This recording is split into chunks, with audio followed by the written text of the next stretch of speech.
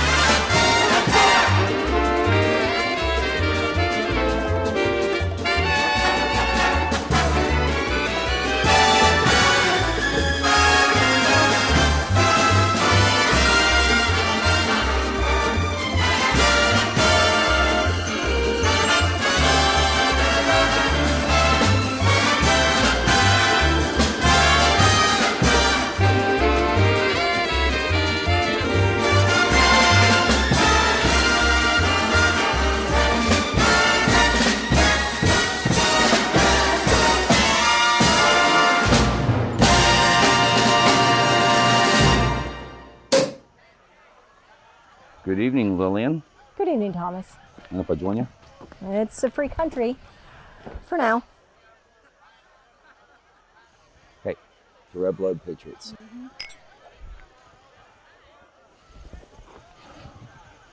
That was some picture, huh? It sure was. Well, thank you. I'm not saying it was good. I'm not saying the performance is any good either. That's because it wasn't. It was the worst of my career. You know, if it wasn't for Julia, you would have stopped hearing my name years ago. She makes me socially tolerable. But I make you commercially successful. I think I make you commercially successful. I don't think that's true. Well, yeah? What about the time you ran off to work with Orson? At least I got good reviews. What about the time you replaced me with Olivia? Point taken. I do appreciate how miserable you look. I'm not miserable. Oh, bullshit, Thomas. Embrace the outsider that you are. Maybe it'll help you say something important again. What I'm writing now is important. What was the message for this film? Love your country. That's not a message, Thomas. It's propaganda. Say something groundbreaking and original. My pictures are groundbreaking and they're original. 20 years ago, maybe. No, they still are. What is the groundbreaking and original thing that the great writer Thomas Clark is saying in his next film? I got a meeting with Jack. We're working on it. When's the last time you saw... Portland Bound. That was 15 years ago. Oh, 15 years, 20 years, like it makes a difference. There they are, the stars of the evening. Congratulations. Take a hike. We're in the middle of something.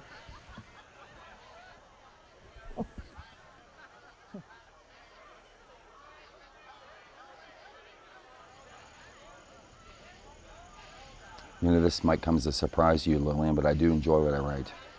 No, you don't, Thomas. You enjoy that people gobble up what you write. You're too smart to be writing fluff. What's wrong with writing fluff? Well, nothing if you don't have anything important to say. And you're saying I don't. No, I'm saying that you do.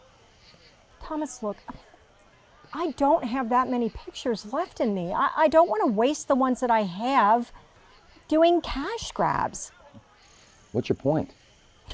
I don't have a thesis, Thomas. I'm just saying my options are becoming limited. Look, for me, get your head out of your ass, get your ego out of the studios and write something from your heart. Think about it. I'll scram. I want to spend some time by myself. Always a pleasure, Lillian. Good night. Night.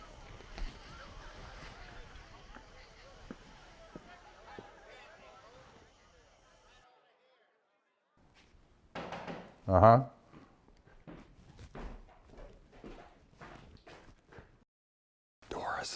Do what you gotta do.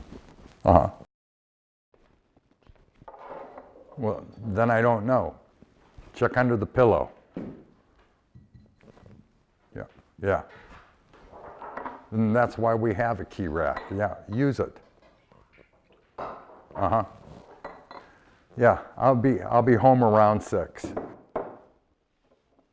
Around 6. Yep. Honey. Hon? Yep. Gotta go. Love you. Uh-huh. Don't rub it in.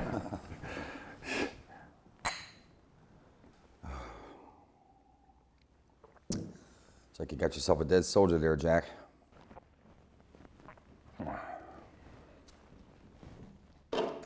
I noticed you didn't have any Kentucky bourbon or California wine. Don't do that. I lost 4 writers this week. I could wallpaper my house on the scripts that I can't use. Come on, Jack, everybody knew about Dalton. Yeah, Dalton, but what about the others? There's no way the rest could have been so careful that we wouldn't have caught them. Dalton gave names. Dalton didn't say a damn thing. I don't know how they convicted the others. There's a call for you. Who is it? It's Doris again. Tell her I'm in a meeting. Yes, sir. Oh, hi, Thomas. How are you, Florence? I took my whole family to see your picture last night. Oh, you did? What'd you think? My mother loved it. Yeah? Well, thanks for going out to see it. Sure thing. Can I get you a drink? No, I'm good. Okay, let me know if I can do anything. Will do. Did you read the review? No. The total gross gives me all the information I need. They called it yet another inoffensive fluff piece by Thomas Clark. What's wrong with fluff? Don't you miss making movies like Portland Bound? No.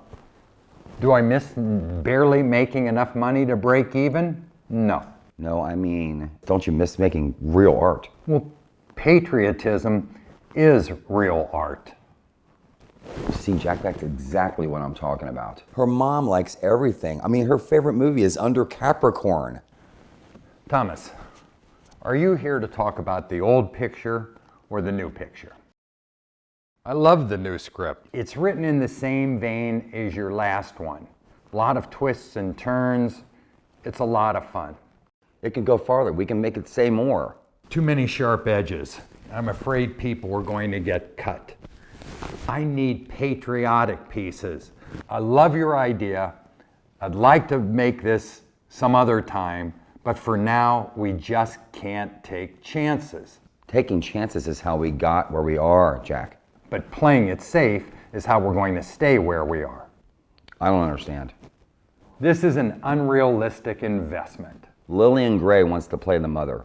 Well, of course she does. But that doesn't give me more patriotism. That just gives me another Thomas Clark picture.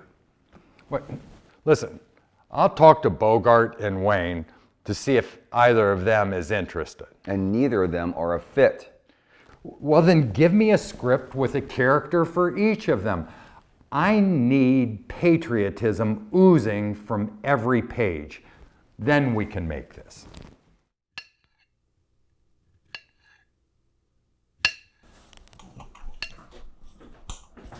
Hey. Hi. How was it? Fine. What didn't he like? Wasn't patriotic enough. Well, back to rewrites then. Well, maybe. Don't go into a decline. I'm not. I'm saying it anyway. Did you hear about Dalton?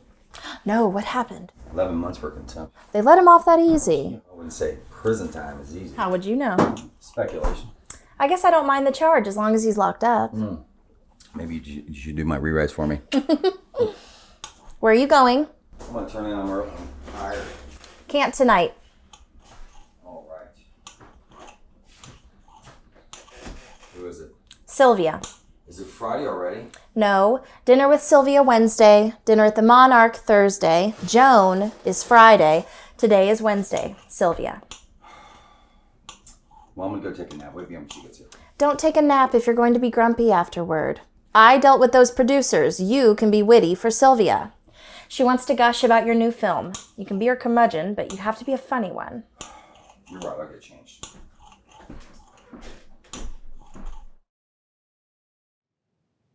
I heard the craziest thing today. Oh, yeah? Cary Grant, What about him? he has a Soviet girlfriend. She's Canadian. She is sneaking American secrets to the Reds. Can you imagine that? No. Oh, and Jimmy Stewart is going on a trip to meet with Stalin personally. Where are you hearing this? Radio, papers, I don't know, it's everywhere. Oh, you need to find a new channel. I also heard Bing Crosby is writing a new Soviet anthem with Irving Berlin. Disgusting! Irving Berlin. Oh, come now, honey. That's the least shocking name I've mentioned. He was born there, for God's sake. He's a Soviet. He's Russian, technically. You never told me that. He practically wrote the Star-Spangled Banner. Francis Scott Key wrote the Star-Spangled Banner. Wrote the lyric, but Irving wrote the tune. Oh, that's absurd. Oh, if anyone's spewing absurdities at this table, Sylvia, I'm sorry, but it's you. Oh, Thomas. Carrie, Bing, Jimmy, and Irving are Americans through and through. Yes, but... All four are liberal Californians. And the only way Jimmy would ever meet a dirty red is if he shot one on screen. Is this the story of your next picture, I hear? No. I saw your picture last night. Oh, yeah? The performances fostered a sense of patriotism. I like that in movies. Oh, that's the idea. I can't tell you how many times he read the Constitution to get it just right for the Founding Fathers scene. Twice. I read it twice. I could have sworn it was more than that. Nope. Your writing has gotten better with every picture.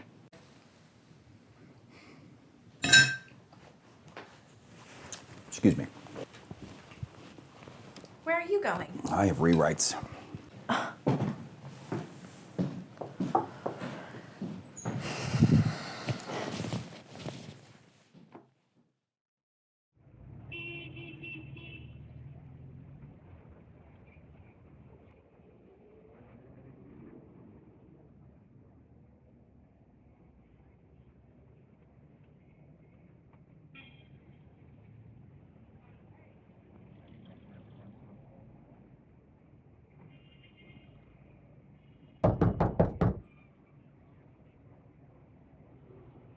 Hey, morning. How much are you? 82 cents. All right.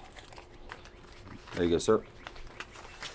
No, keep it. Consider it a birthday bonus. Let's see, June 22nd, a month and a day late. Better every year. Hey, how are the kids? In kindergarten now. How's Julia? Still asleep. Tell her I say hello. Will do. Thanks. Anyway, I'm sure you're itching to get back to your typewriter. It's getting pretty old. I think about replacing it. How old is it? 30 years. I just bought my first one. Sure took me long enough. Well, you can't rush into that. You got to find the right kind. Boy, did I. I got the same version as Ada Collins does in Fatal Honor. Oh, yeah, the one that writes in cursive. Well, we swapped ours from our producer's secretary. I love hearing your stories. Yeah. Sorry I kept you so long. Hey, not at all. Happy birthday. It's not my... Thanks. This was in your driveway. Oh, good man.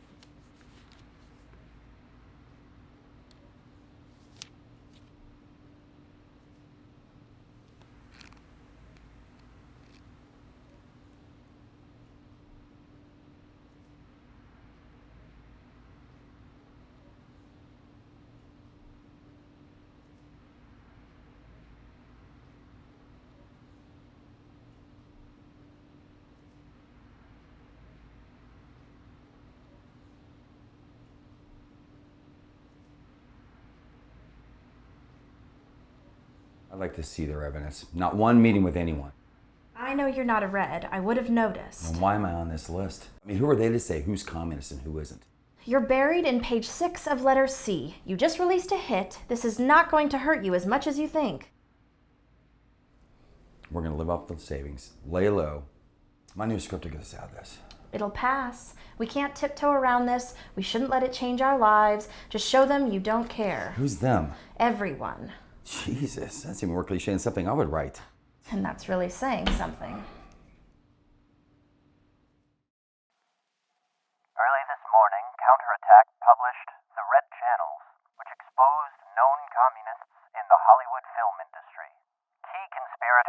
include Thomas Clark in Lillian Gray, who just released Red-Blooded Patriots. Under no circumstances should you go see this picture. This evening, while attempting to dine at the Monarch, Thomas Clark and his wife, Julia, were promptly kicked out for being known traitors to the American...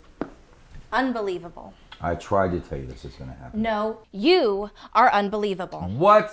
Who did you not know in that room tonight? I don't know. We would have been fine with a good word from any one of them, but we didn't get it, thanks to you. Thanks to me? Yes, you were a jerk to Sylvia Wednesday night. Did you happen to notice her this evening? Because she left when she saw us come in. And you really expect me to sit there and listen to her ridiculous gossip? Yes, I did. I am not raised that way. Well, I was raised to stand up for myself, which is what I was trying to do. And I didn't want to make it any worse. Oh, you couldn't even if you tried. What is that supposed to mean? My own best friend publicly ignored me tonight, Thomas. You can't just sit there and drink your scotch and pretend like everything's okay. It doesn't... Make a call. Fix it. It doesn't matter what other people think. We'll be fine. Oh, but it does matter. I don't know what you did, but you rubbed someone the wrong way at the wrong time, and it's you that needs to fix it.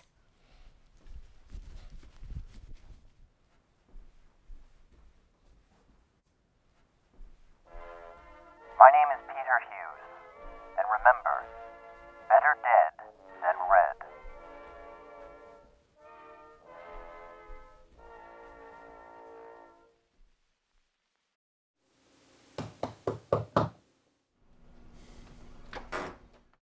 Jean, what are you doing here? We got 2 pints yesterday. We don't drink milk that quickly. The bottles, I need them back. What do you mean? I was perfectly clear.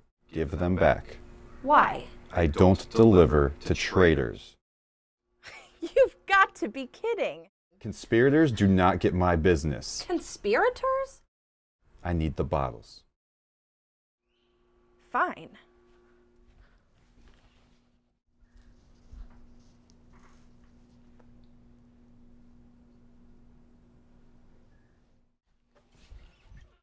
Thank you.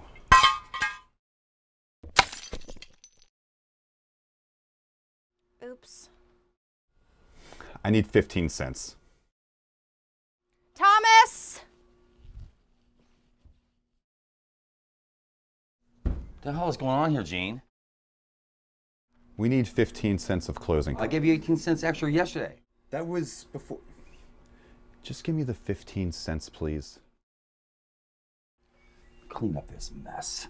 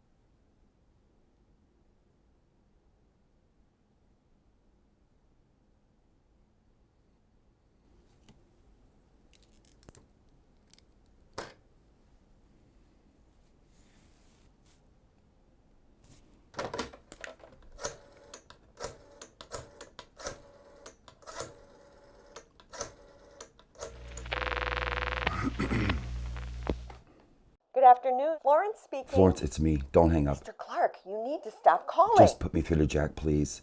I was given specific instructions not to let your calls through. I'll tell him I forced you, please. No. Look, I know he'd rather talk to me on the phone than have me come down there. I can't help you, Mr. Clark. I've known him for 15 years. I've made him filthy rich. I put him through, damn it. Hello?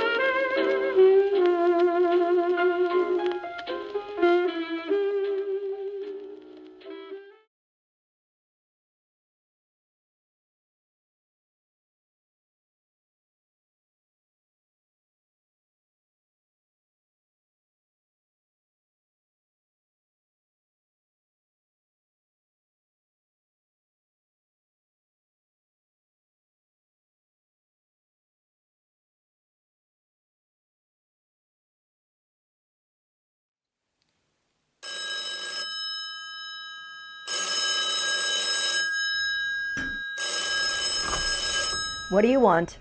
Look, I'm writing a new script. It needs to be fresh, new. Really?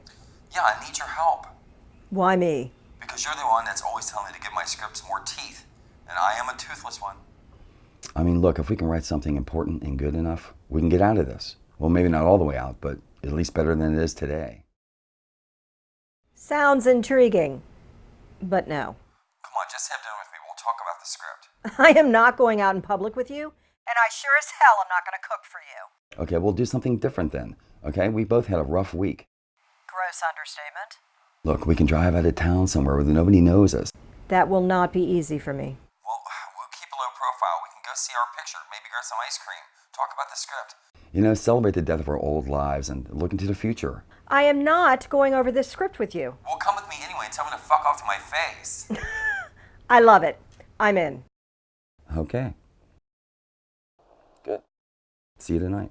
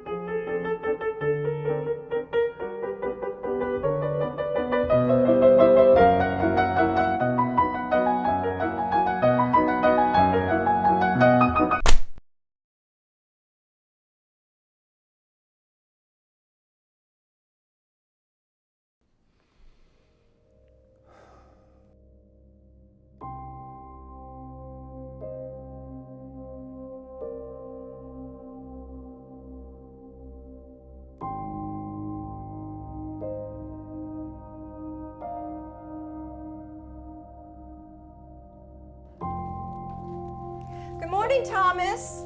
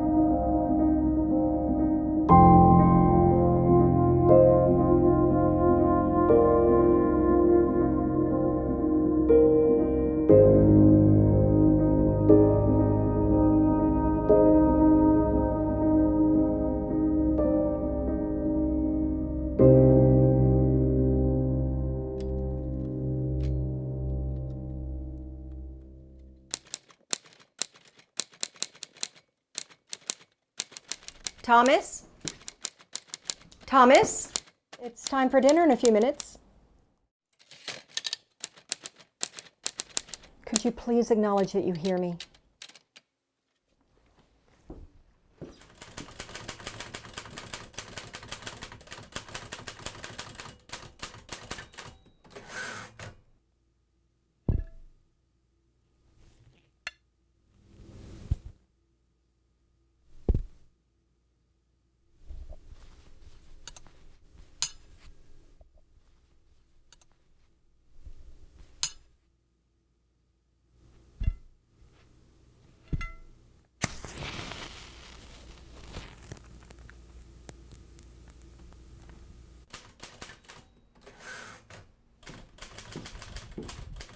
Dinner's ready. Huh? Dinner time. What is it? Chicken. Oh, then close the door. No. Fine. Can I get you something to drink with dinner? Whiskey. Great. It's on the table. Bring it here.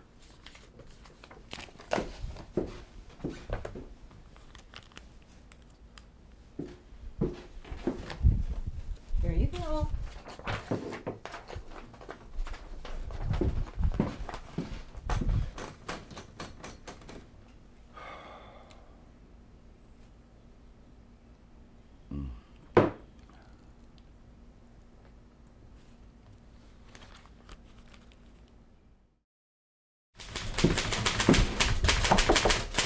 Look, I know that you're focused on your work, but it would mean the world to me if you would come and eat. I'm in the middle of this scene right now. I wouldn't be good for conversation. I mean, I'm stuck on this beat.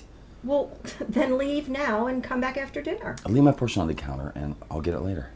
No.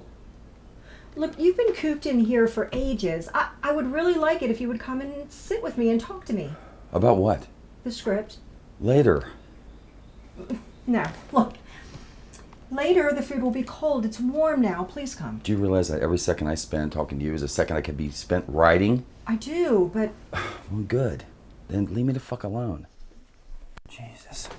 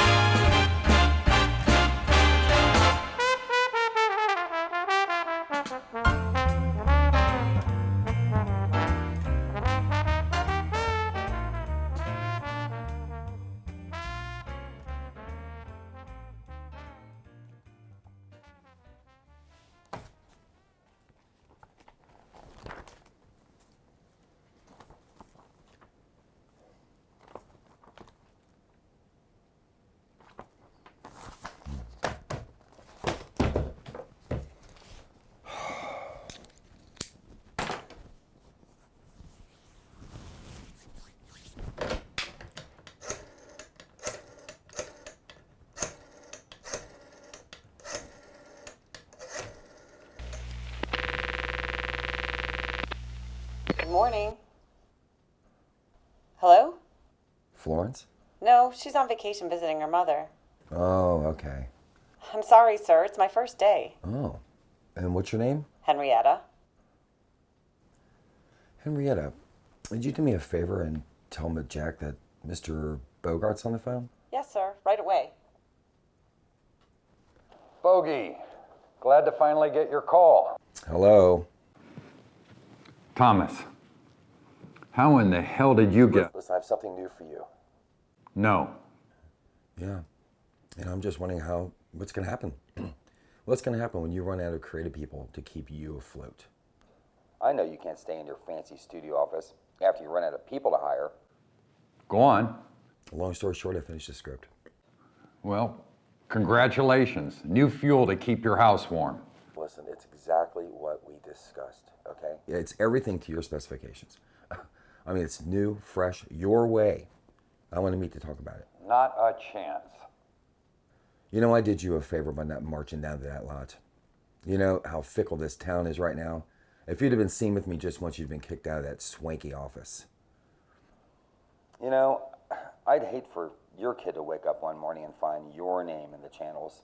And believe me, there's plenty of room. What do you want from me? A meeting. I can't. Think about it. Who was that? Nobody. Was it? Yep. Mm-hmm. Could you get me a large drink, please? You know that I don't live here to serve you, right? I never said you did. Mm-hmm. Actions speak louder than words, Thomas. Yeah, and my actions are paying for our food, keeping us safe, and I'm trying to write the script to get us out of this mess, and you're continually keeping me from doing that. Don't do that. Don't treat me like a nagging wife, Thomas. All I want is to spend time with you. And I don't. Why? Because you feel guilty? No, because you're a shrill bitch, and I'm sick of being the only one in this town that takes pity on you. Wow. Don't. Thomas, please don't pick up. Yeah. Thomas, listen. A car will come to your house at 6:45 tonight to pick up your script. Put it in your mailbox. We'll meet tomorrow afternoon. I'll send a car. You're thinking clearly. Thank you.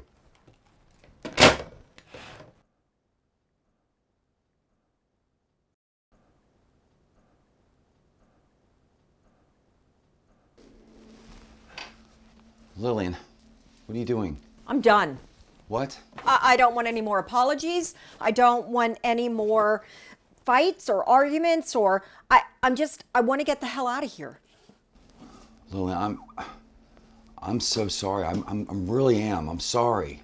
I just told you I don't want an apology.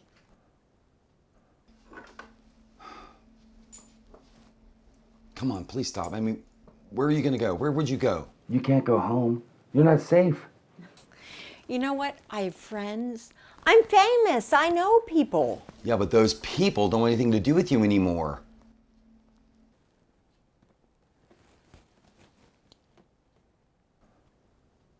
Maybe. But so what? I can change. Okay? At least give me till the end of dinner and I'll show you I can change.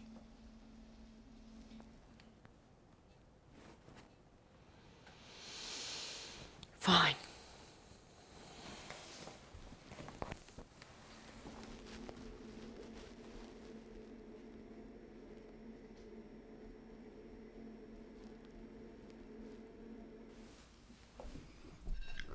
Here, let me get your chair for you.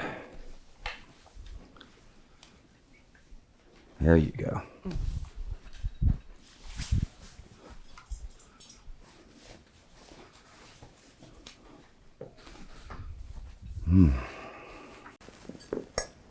Hey, do you want a drink? No, thanks. Would you mind terribly if I had one? Of course not. I'll be right back. Mm-hmm.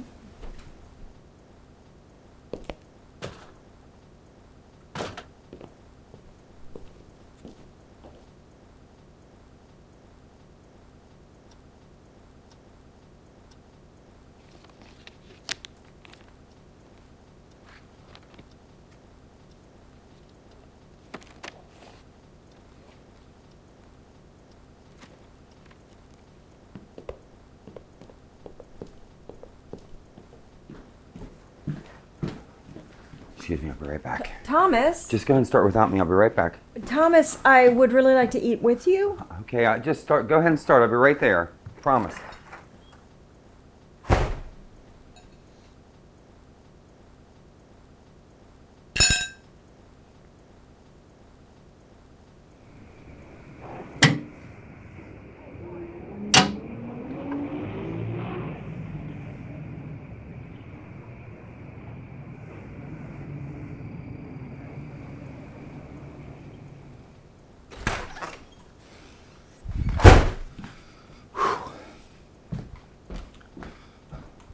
Sorry about that.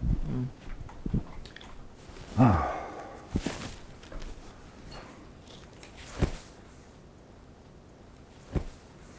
You want to talk about the script? Why would I? We both know it's shit.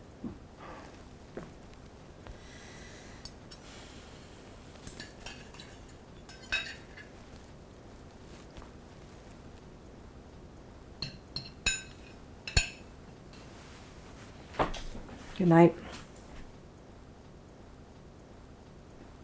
Good night.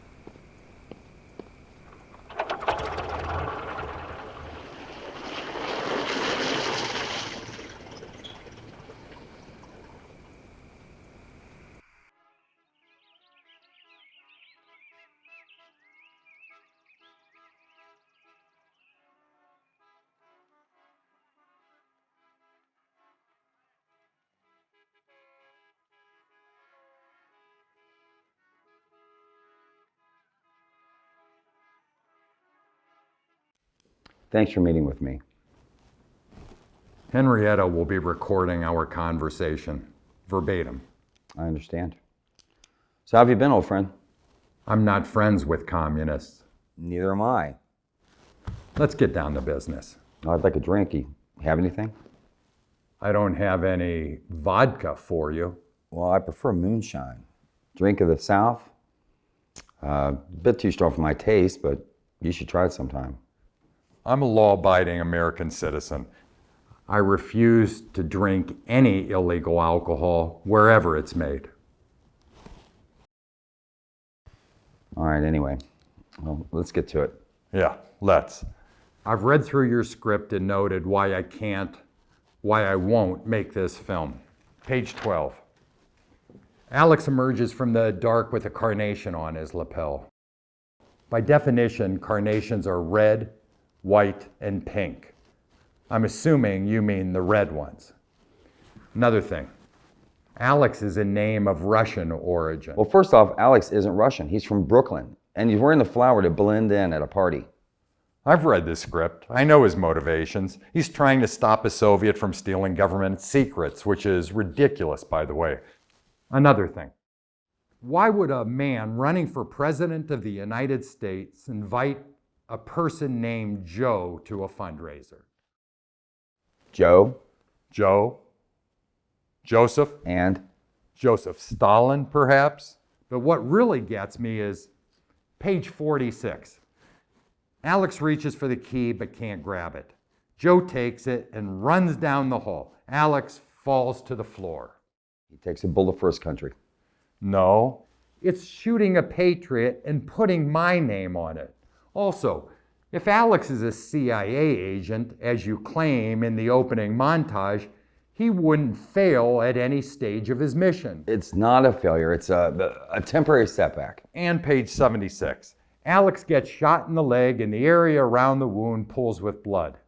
Okay, come on. Well, if you think about it, it's like... I wasn't finished. The final scene takes place in the courthouse. Yes, the villain is served classic American justice. Yep. The judge's gavel looks like a hammer. Yeah, the swift hammer of justice coming down on the filthy reds. Yeah. You know, there are a lot of things that you can do with this script. My number one choice would be for you to take this and shove it straight up Stalin's ass. I'm sorry you feel that way. Yeah, well, I'm sorry you wasted my time. And take off that pin. You have no right to wear it. And close the door on your way out.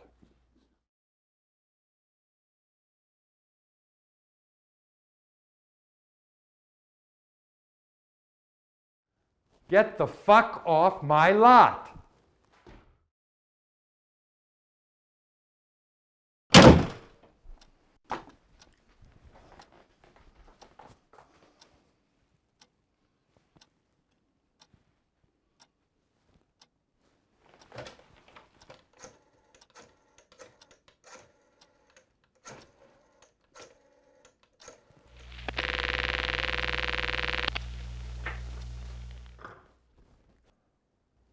Thomas.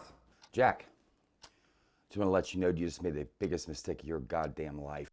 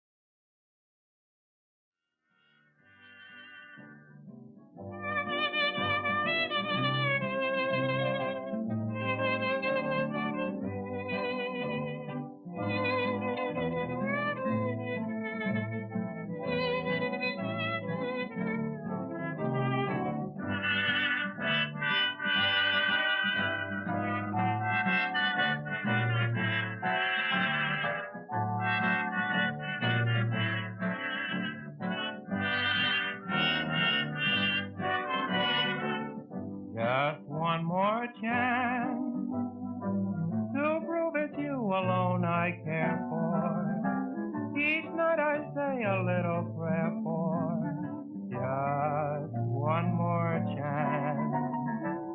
Just one more night to taste the kisses that enchant me.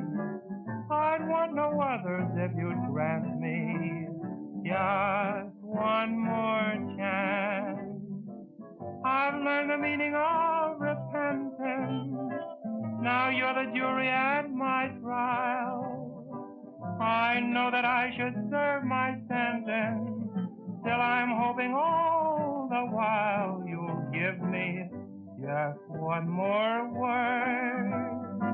I said that I was glad to start out, but now I'm back to cry my heart out for just one more chance.